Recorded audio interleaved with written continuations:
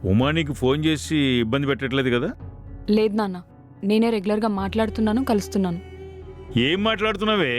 నీకు పెళ్ళయింది, ఆ విషయం గుర్తుందా నీకు? ఇప్పుడు వాడిని కలిస్తే నలుగురు ఏమనుకుంటారు? అల్లుడు గారు ఏమనుకుంటారే? ఓ పద్ధతి పాడులేదా నీకు? పెళ్ళి అవ్వలేదు నాన్న, మీరు చేశారు. ఒకరిని ప్రేమించి సడన్గా ఇంకొకరిని పెళ్లి చేసుకొని నలుగురు ఏమనుకుంటారో అని మనసు చంపుకొని వాడితో కాపురం చేయాలి. అది మీకు గౌరవం. పెళ్ళయ్యాక ప్రేమించడం మర్చిపోలేకపోతే అది ముండా అని ముద్ర వేసేస్తారు. ఇదే పని ఒక అబ్బాయి చేస్తే తను ఇంకా మర్చిపోలేకపోతున్నాడు, ఆ ఫేస్ నుంచి బయటికి రాలేకపోతున్నాడు అని సానుభూతి చూపిస్తారు. అమ్మాయిలను మాత్రం ఈజీగా జడ్జ్ చేస్తారు, నోటికొచ్చింది వాగుతుంటారు. కమెంట్ చేసినంత ఈజీ కాదు నాన్న కాంప్రమైజ్ అయ్యి కాపురం చేయడం. పెళ్లి మీద కోటి ఆశలు పెట్టుకున్న వాళ్ళంతా కోర్టు మెట్లు ఎందుకు ఎక్కుతున్నారో ఇప్పుడు అర్థమైంది నాన్న. మనసులో ఒకడు ఉన్నప్పుడు మెడలో ఒక తాడుపడేసి మంచమెక్కి సంతోషంగా ఉన్నామంటే మా తలరాత కూడా మీరే రాస్తే ఇలా నాన్న.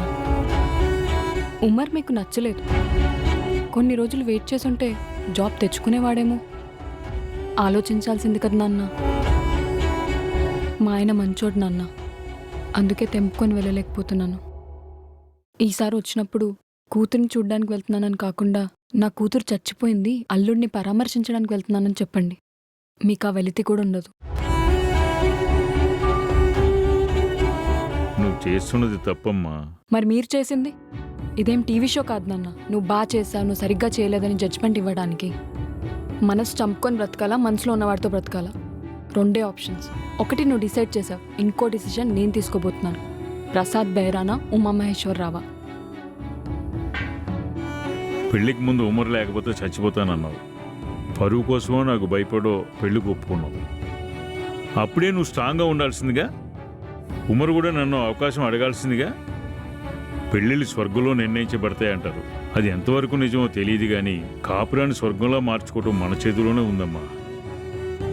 అమ్మాయిని పడేయటంలో ఉన్న ఓపిక, శ్రద్ధ పిల్ల తండ్రిని ఒప్పించడంలో ఎందుకుండదు ఈ కాలపు కుర్రాళ్ళకి?